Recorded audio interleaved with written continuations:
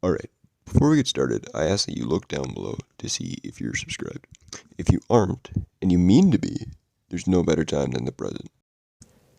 This video here will be an in-depth battle/team analysis of the Season 5 Era Duel with some added tips and tricks throughout, so stick around to hear them all. If you are not interested in a lot of speaking, then I recommend you check out the montage video uploaded just before this one. After winning the previous Era Duel, one that my team was built on the day of with no prior thought, my prior thought had been Corruptus with Orozmic, which did not work because they did not end up adding Corruptus for obvious reasons, although it was expected that he was going to be there, as the trend was all of the Cosmics from the season, the Legendaries, and then the Forsaken, as they added with Nizael and whoever was before him. So after that, I decided that I was going to make a team with every monster that could possibly be in the pool, make multiple teams, and then run whatever I can run. And so I did that this time. And around November 25th, 2 weeks before it started, I had a pretty good drawing for the team that I ended up using during the Era Duel. Now, this initial team was built up of Moonming, Lupo, and Binkson. My thinking here was, I know that this is going to be a turn transfer one, like Season 2. I need to find a way to counter it. The easiest way to counter it is make it so turn transferring, they can't do anything, right? So what is the worst thing that they could turn transfer into?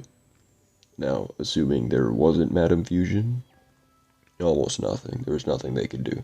With Madam Fusion, there were a couple of issues that I ended up needing to break down on the day of, but it was a lot less work than last time, where I had to change my team several dozen times throughout the day until I finally had the team that I wanted.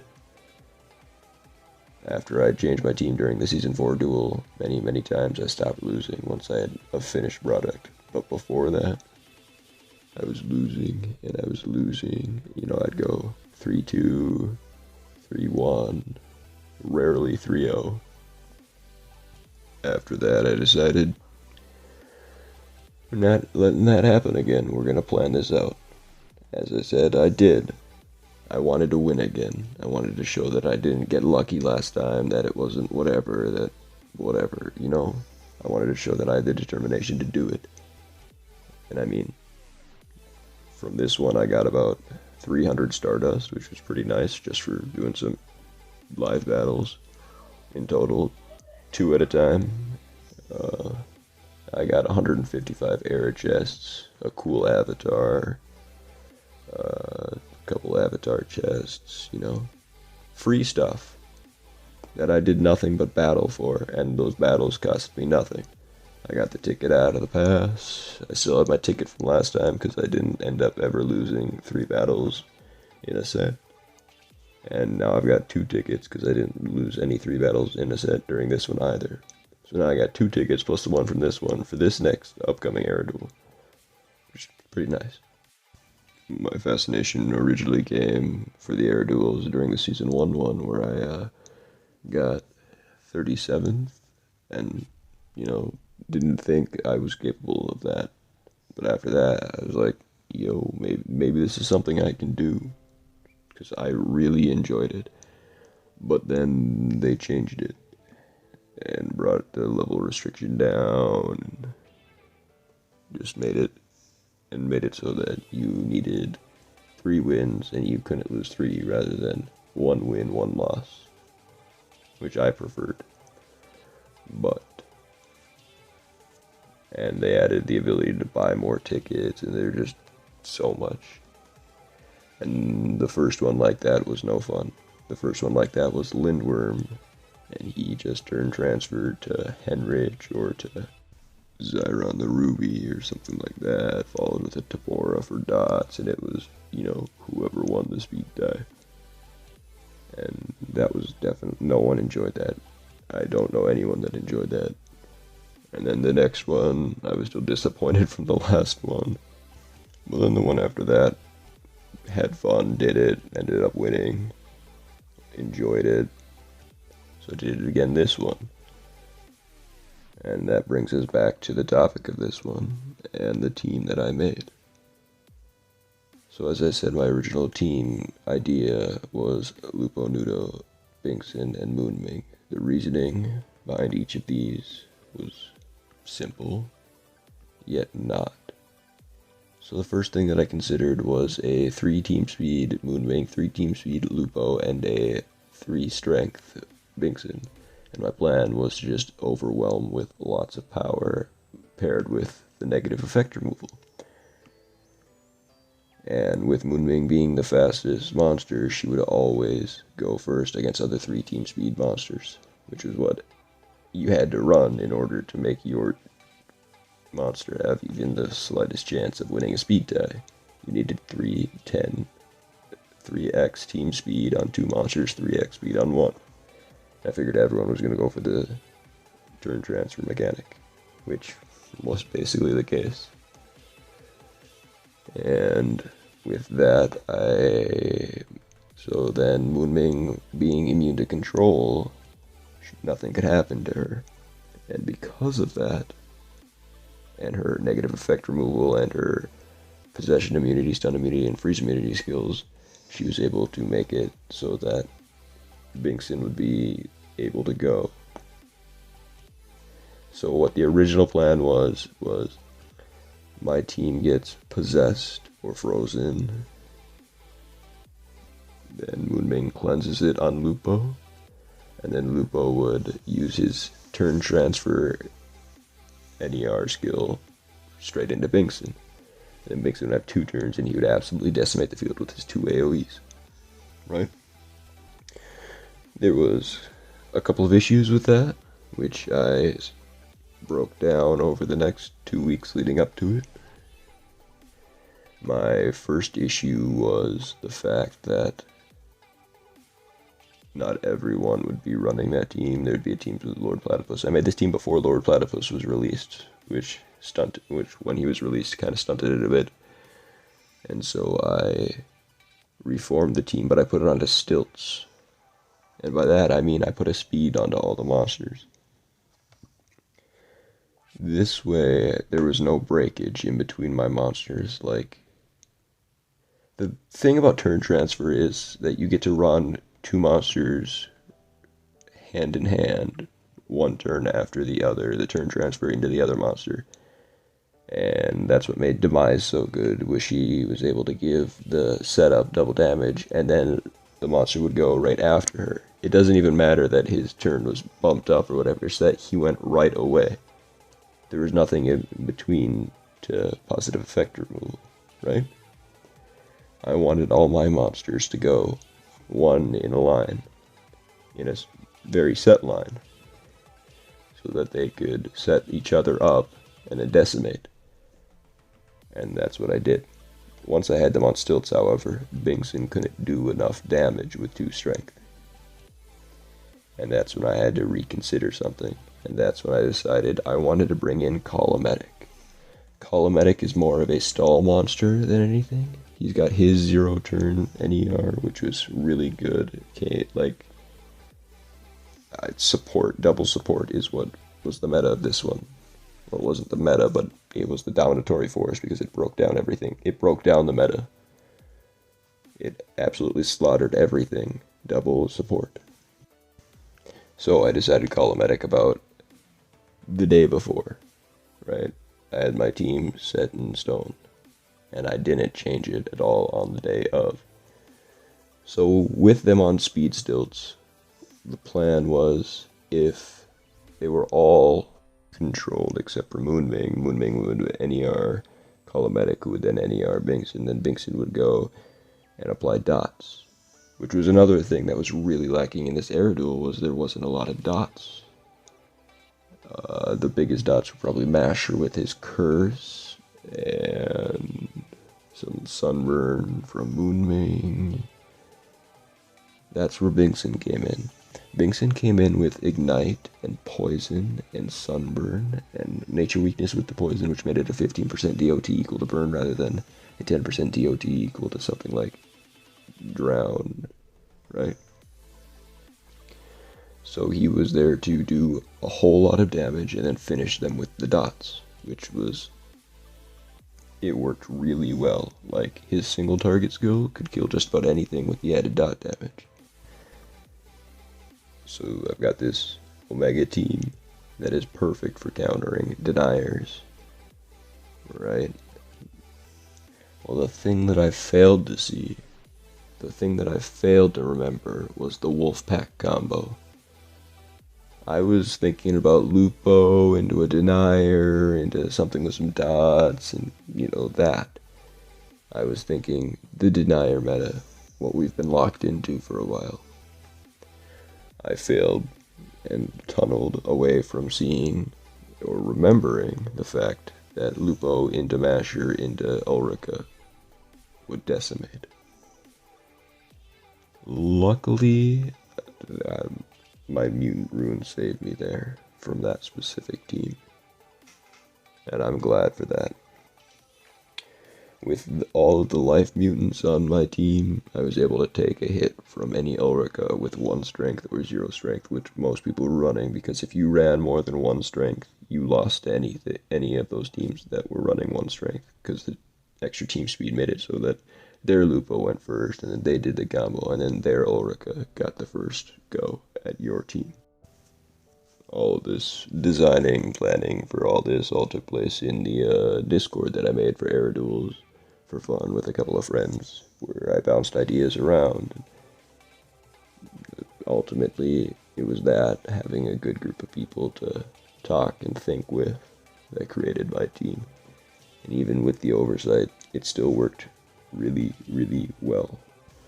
Of course, I still had to do something about not being able to win to the wolf packs with 2 strength. So my strategy for that was use a whole different team. And for that, I would like to thank Clownxxd for allowing me to use his team. Not that he had much of a choice, but you know, still. I used his team to beat those. His team was Platypus, Masher, and Moonming. And that team worked really well. Stacks of dots with the dodge area made it so that they couldn't really do much, especially since my Platypus almost always outsped enemy Lupos and speed ties. The thing with the DUELS is, if you want to do well, if you want to go far, if you want to place high, like really high, like, I mean, getting 20 wins and placing top 10, you know, woohoo. I mean, actually competing. You need to have more than one team ready, because everything has a counter. Everything. So you need to have teams to counter those counters, which is what his team did for me. So whenever I saw more than one player going around with a 2 strength Wolfpack team, I switched to the other team and held them off. That team won against just about every team except for my team, so he had a really good team as well. He got second, well deserved. That team had its weaknesses though. Its greatest weakness was, unless the enemy left, the match could take a while. And another thing with the DUELS is, if you want to do well, you need fast battles, which is what my team did with an attacker. You know, stall until I can set up. Once I've set up, decimate, then onwards to the next one. His is dots, dots. If he cleanses, you gotta reapply dots, dots. Stay alive, dots. There are many, many more turns. Many more chances to mess up. So, for the most part, I stuck to my team, even though his team also won almost 100% of the time. Because I needed fast battles, and then you know, after that I just soared off into the horizon and won it. So now let's start breaking down some battles, taking a look at how my team worked in action, not just in theory. To start off, we have this Masher Madam Fusion combo, which I saw many times, or him with Madam Fusion and Sunblaster, you know, something with a possession, right? Because you want to try to possess them. So here he goes for the possession. Now, the thing you need to know about the Era Duel is there is no such thing as RNG. It just doesn't exist. I mean, it doesn't, there's no luck base in the game at all. It's all algorithmic based. Just like last Era Duel where I always managed to blind-hearted monsters with Vampira by knowing how many turns it took before her blind would land on a hearted monster in a certain spot on the enemy side. So if they were on top, it was always I could get it on 3. If they were in the middle, it was also on 3, but it was only blind, never the 2 dots.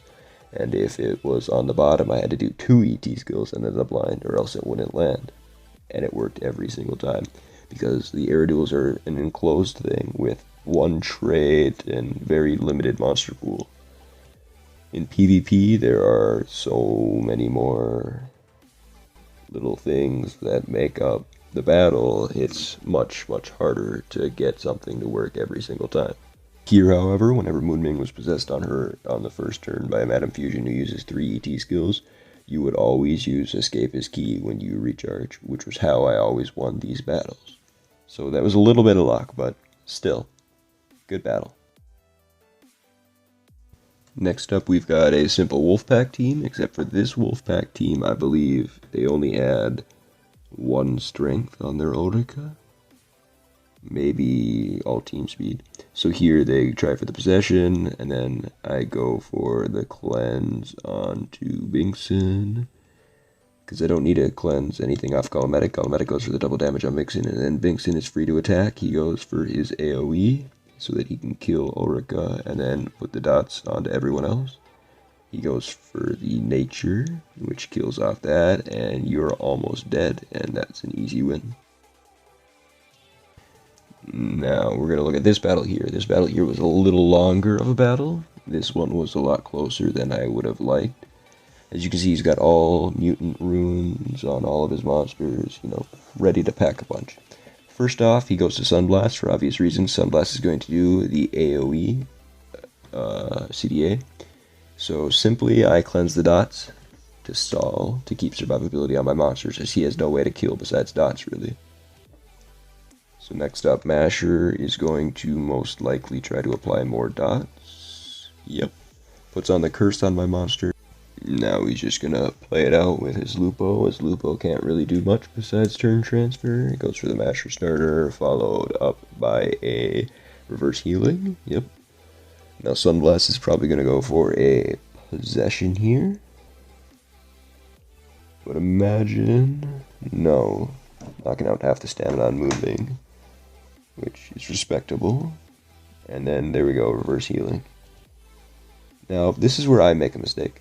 What I should have done here in this is cleanse myself and keep Moonming alive. Rather, I cleanse Colometic, who then cleanses Binkson. And now Moonming is completely stacked with dots, and I'm not going to have another chance to remove him. So in my upcoming turn, Moonming will die, which is unfortunate and puts me in a 2v3, which makes it harder. The numbers game is always harder when you're down. So we decided to stack some dots onto Masher, as he is my perceived biggest threat. The reasoning there is he's just able to do a lot more. Sunblast is easy to kill and doesn't have much for dots, and neither does Lupo, whereas Masher could possess my team. He could drain stamina to stall for a bit and then reapply curse, and once you kill my Colometic, Binkson will die to curse. So here I finish off Masher, and then Lupo will do his stuff. Sunblast goes for his stuff. What does he do? Dazzling Fire Show.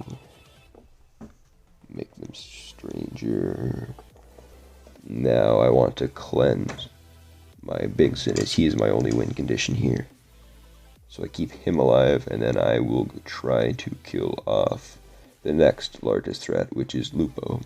Lupo being the largest threat because he has his negative effect removal. And I need to keep those dots on the monsters in order to win here. So I went for negative effect removal on Clownxxd there to try to keep him alive for a turn, force them to kill Clownxxd, and they'd probably tunnel into it, seeing as what it's done, which was the hope, and which he did. He went for the kill, which was his mistake. Because now I go for the kill there, and then stack the dots onto Sunblast. Now Sunblast can't do enough to my Binkson anymore. Because I've got 2 turns coming up, so even if you were to CDA me, or anything, the possession works too, then I just recharge, and then I kill. And then it's GG. But that was a close one. Now this one here, I'm going against Jasmine from the Left Hand of God. They always manage to pull out a interesting Air Duels team that goes against what everyone else is using, which I like. I enjoyed battling them last Air Duels, and it was no exception this time. So for this one, right off the bat, I'm going to apply my evasion for obvious reasons, and then go for the cleanse on Clownxxd. Clownxxd will then cleanse my whole team and give them some regen. With no Lupo, regen is fair game. When there is Lupo, it's a different story. Now Ulrika goes for her stuff, and then he goes for the AoE possession. Clownxxd here, this is a really good team that I'm going up against. It's pretty well balanced. It's similar to my team, except Masher just doesn't give enough value to this team. And as you'll see, my double support pulls it out again. Ulrika here goes for her attack. Masher will drain my stamina. And then Clownxxd. I wasn't a fan of that move. I chose not to run that on my Clownxxd. I preferred a move where I could choose who I cleansed rather than cleansing myself. Because I can cleanse myself with the skill, or I could cleanse a different teammate. It wasn't locked into just me. So I chose not to run the recovering bubbles. But I saw a lot of people run it who used Clownxxd, so it was interesting. There was some variability there.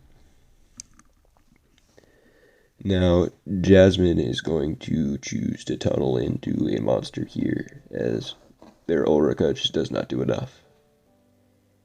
Oh, I see. So I think that the biggest mistake made here is that she's spreading her attacks to different monsters. What you want to do is you want to focus one monster. It's unrealistic to expect an attacker to be able to one-shot all 3 monsters with an AoE, with how strong and high life Cosmics are. So what you want to do is you want to bully one of the monsters down until they can't take it anymore. And then it's down to 3v2. And then you use all 3 of yours against their 2, and you bring it down to a 3v1. Which is definitely what I relied on here, was my attacker pummeling one monster at a time. And it worked. And then here it's pretty easy. Once I've got the biggest threat, Ulrika, down, there's not much that can be done, and Clownxxd cannot. Clownxxd is incapable of pulling back. If this were like a Lindworm or something, that'd be a lot different, but Clownxxd being support just didn't have enough, and that is why she lost here.